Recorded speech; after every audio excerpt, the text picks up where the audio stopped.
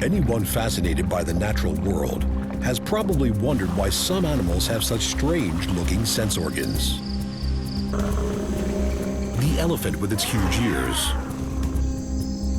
The antennae of a butterfly, which up close look like feathers. The snake with its split tongue. And what about less obvious enhancements, like the sensory cells on a crocodile's skin? Surely these evolutionary traits aren't just for decoration. In fact, the size, shape, and location of these animal sense organs is all for a purpose. And just like us, animals rely on their senses to communicate with each other, find their way around, stay safe, and most importantly, to find food. When you see how superior some animal senses are compared to those of humans, you might wonder how we ever managed to stay on top of the food chain. Animal super senses. You won't believe what's possible.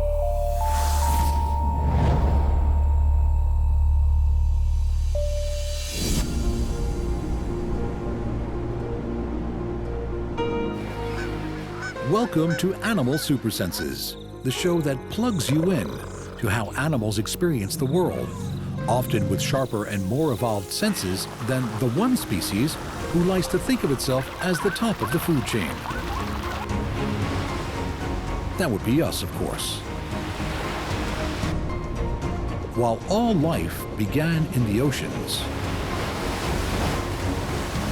human beings now rely on technology to navigate the seven seas, left to our own devices.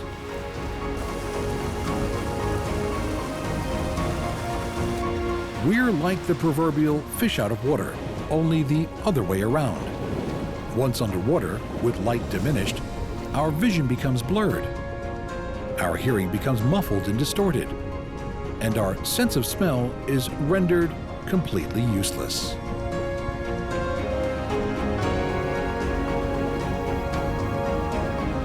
Now compare that, for example, to that renowned predator, the great white shark. This elegant killing machine is perfectly attuned to every sight, sound, scent, chemical, and electrical signal of its marine environment. We'll pay a slightly nervous visit to the great white a little later in the episode.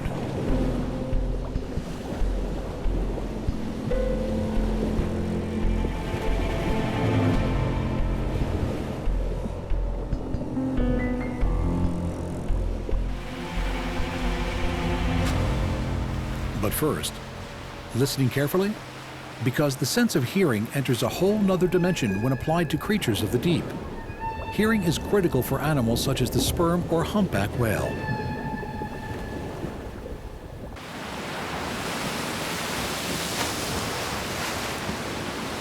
For one thing, light fractures and weakens underwater, so vision becomes a less important tool for survival.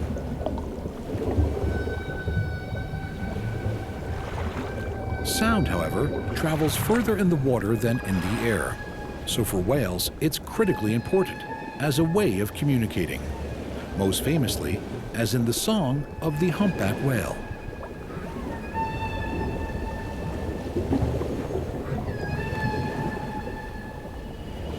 Humpback whales are members of the cetacean family, which includes whales, dolphins, and porpoises, all of which have well-developed senses of hearing.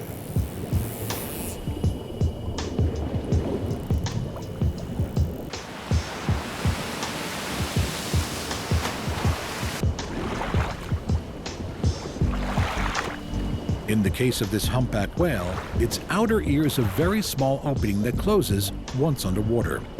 Instead, it picks up on waterborne vibrations through bones in its head. Good vibrations that ultimately reach its middle and inner ears.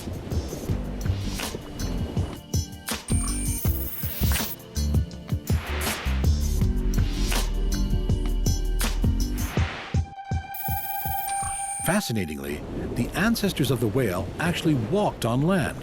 Pakistanidae, or Pakistani whales, lived on the shores of the Indian subcontinent and began to diversify, making for the water some 53 million years ago, give or take, More about them and their ancestors later in the show.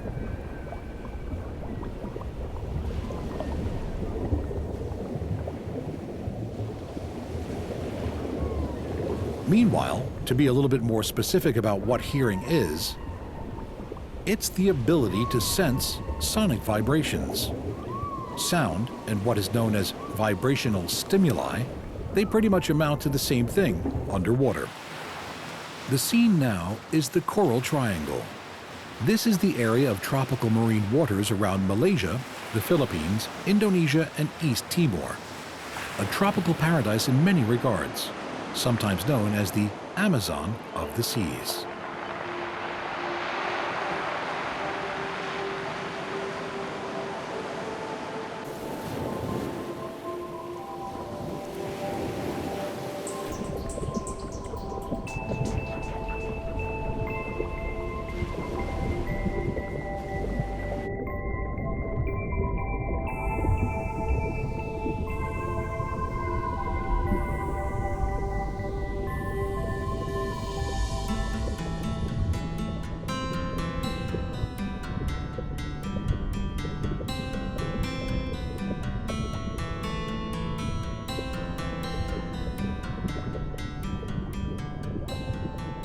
But one that the World Wildlife Foundation is keeping a close eye on to ensure human activity doesn't spoil this particular paradise too.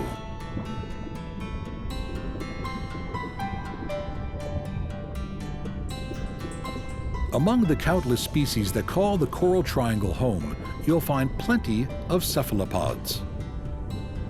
Plenty of what? Cephalopods.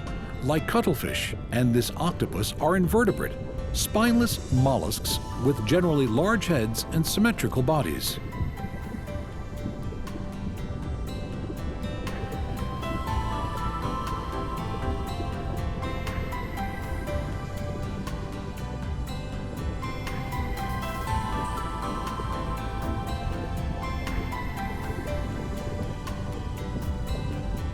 For over a century, there's been a debate as to whether these creatures are capable of hearing. But the consensus seems now to be that they can, either by something called the statocyst organ, a fluid-filled sac lined with sensory hairs that also helps them to maintain balance, or they can hear via lateral lines, similar to that found in fish, visible lines on the fish's body comprised of sense organs which detect pressures and vibrations.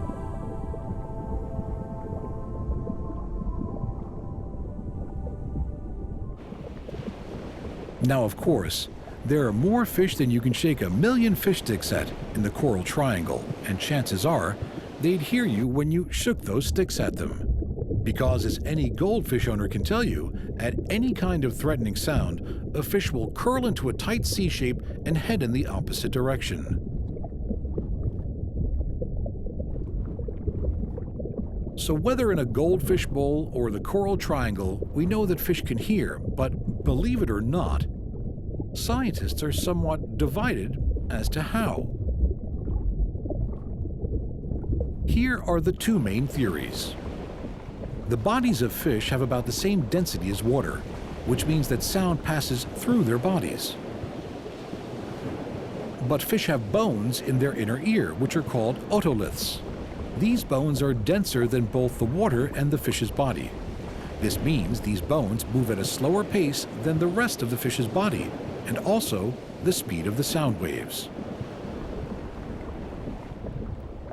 The upshot of this is that the difference in speed between the otolith bones and the rest of the fish's body ruffles the hairy sensor cells located in its inner ear. This differential movement is interrupted by the brain as sound.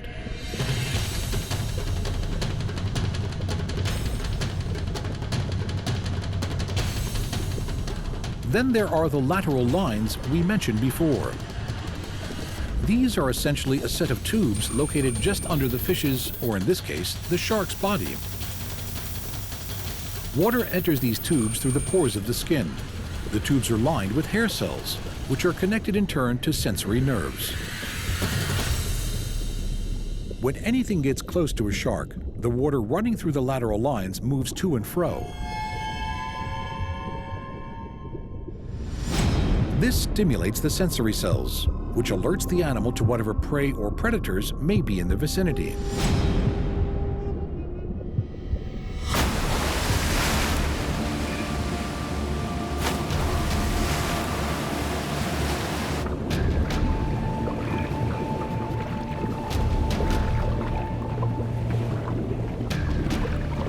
When we talk about animal supersenses, perhaps no animal fits the bill more than the shark.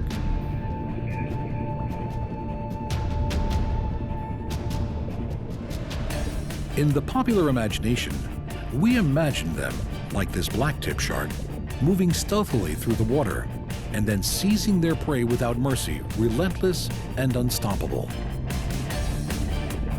And that's about the size of it.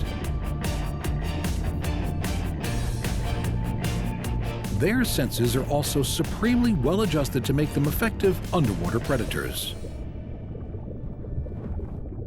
For one thing, they have a particularly acute sense of smell. Unlike, for example, human beings, sharks have separate and distinct openings for breathing and for smelling. The gills on the side of their heads are for breathing only and serve to capture oxygen in the water. Meanwhile, two nostrils to the front of their heads pull water into a nasal chamber specifically dedicated to detecting smells. Perhaps one reason a shark's nose works so well is because it doesn't have to do anything else. Breathing is accomplished with their gills, and a shark's sense of smell is not in any way connected to its mouth.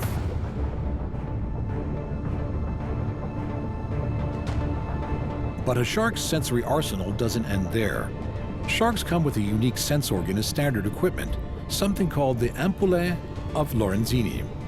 They were first described back in the 17th century by one Stefano Lorenzini. They consist of small clusters of electrically sensitive receptor cells found just under the skin.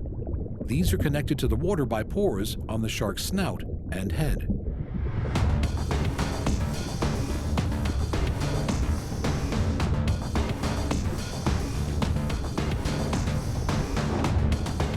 What the ampullae of Lorenzini do for the shark is to outfit it with electroreception. In a nutshell, electroreception means the shark can sense the bioelectric fields generated by other animals and use it to locate them.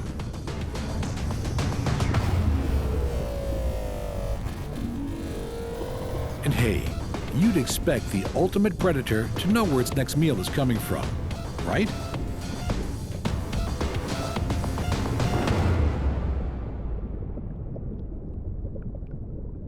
Black-tip sharks like these share the waters of the Coral Triangle with a cetacean known for its hearty appetite, the sperm whale.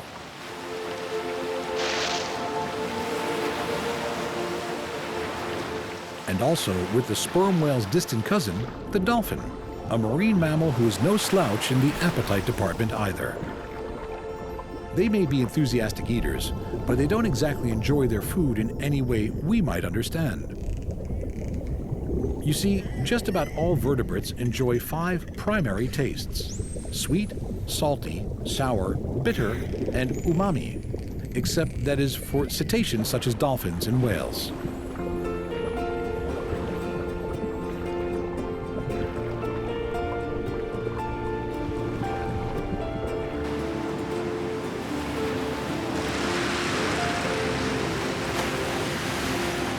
New research has revealed at some point in their evolutionary journey, they lost the ability to perceive anything but salt.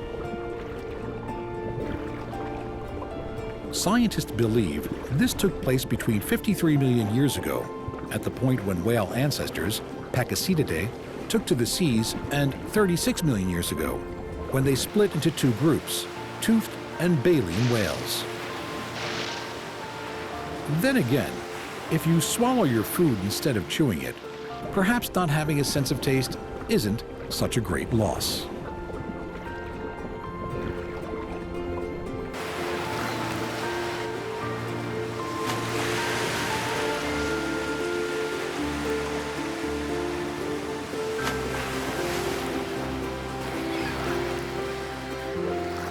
What about underwater vision?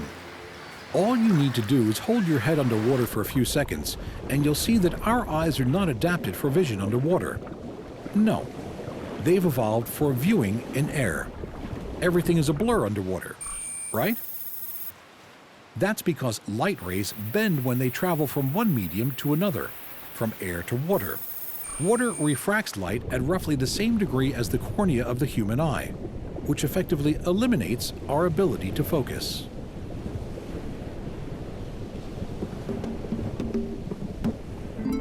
Fish eyes are more spherical in shape, allowing them to focus under the waves.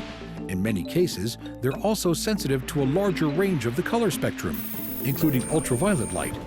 As light passes through deeper and deeper waters, more color is absorbed and diluted.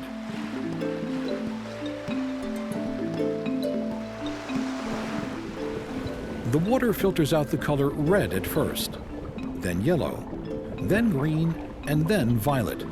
The color blue is the last to go. And yet, as recent studies show, ultraviolet light penetrates far deeper into the water than used to be thought. Could this be the reason why so many fish are so very colorful? That while their colors might, to the human eye, be muted by the ocean depths, to a fish with ultraviolet sight, these creatures still stand out as bright and beautiful.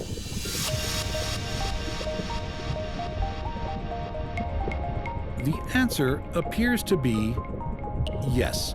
In some cases, many coral reef fish, for example, are brightly hued, coming in a dazzling array of colors. The harlequin tuskfish, mandarin fish, coral trout, regal angelfish, and stoplight parrotfish all spring to mind. Scientists believe that some fish use their brightly colored skins to attract a mate. But, as with so much in nature, it's more complicated than that.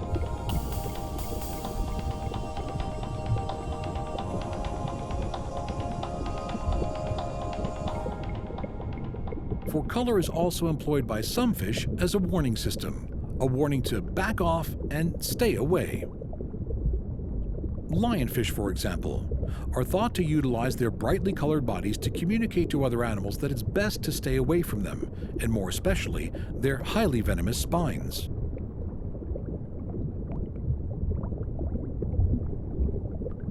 Then again, there are instances when fish like to blend in with their surroundings. Literally, it's called cryptic coloring, and it enables some species of fish to camouflage themselves.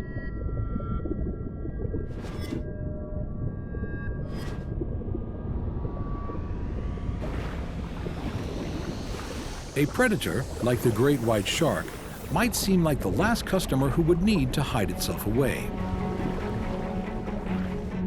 But the great white, along with many other open sea fish, uses counter shading to camouflage itself on a regular basis.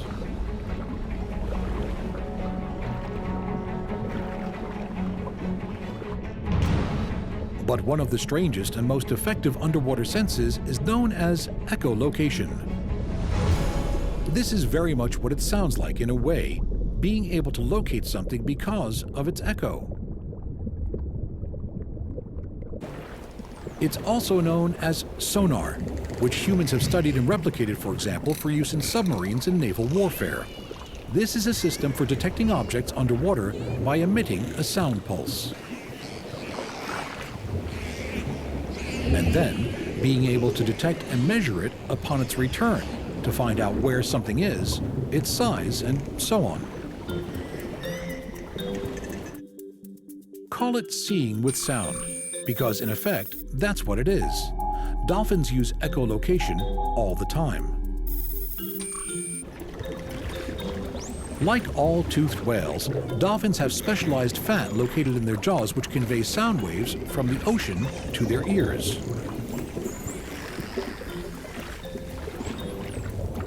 They use echolocation to crater feed, meaning to find prey underneath the sand, because unlike other senses, echolocation can penetrate or see through solid matter. It's a primary sense for dolphins and other species of toothed whales. That's right, a dolphin is also a type of whale, a type of toothed whale, to be precise. Other varieties of toothed whales include sperm whales, killer whales, and beaked whales. All of these creatures use sonar, or echolocation, to guide them through the oceans, to communicate, and to detect prey.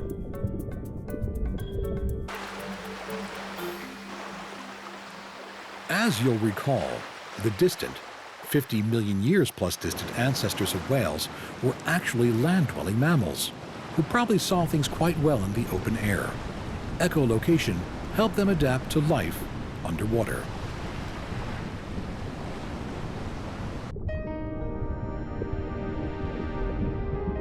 Navigating the open ocean, with its shifty currents and expansive water, for most animals is no easy feat. But sea turtles have to face up to the challenge. There are 7 species of sea turtles found in the oceans all around the world. They spend their first few years floating in the open sea, where they feast on jellyfish and other creatures.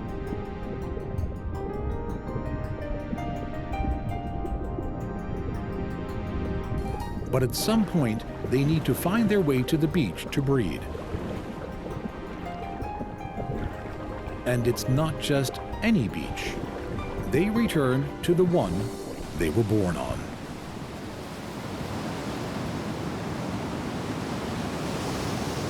How they actually do this is still being debated, but it's thought they may use the Earth's magnetic field as a cue, and perhaps their sense of smell plays a role as well.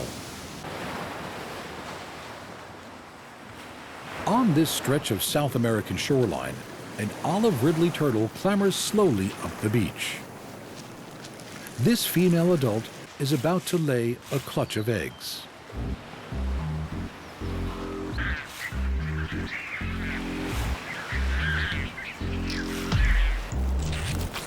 Over 100 eggs can be deposited in a nest at any one time.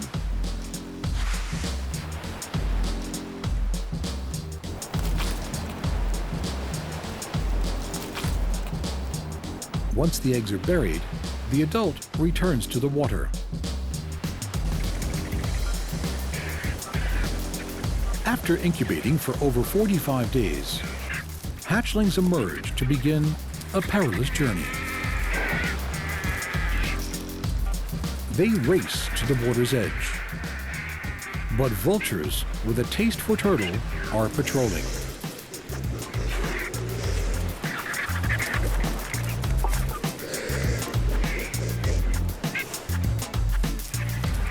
And even when they reach the sea, it's still not safe. Few hatchlings make it to the feeding grounds in the open ocean. It could be why the olive ridleys have a remarkable nesting strategy. In a spectacular mass nesting get-together known as an arrebada, thousands of females come ashore simultaneously to lay eggs. How the females know the time is right is unknown. They may release a scent that cues the start. But with no conclusive answer, the arrebada continues to be one of nature's great secrets.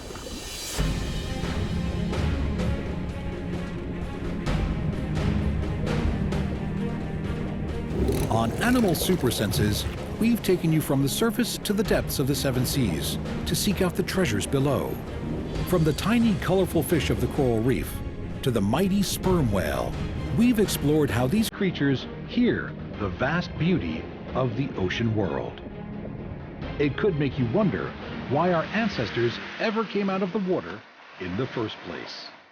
Just be sure we'll come to our senses again next time on Animal Super Senses.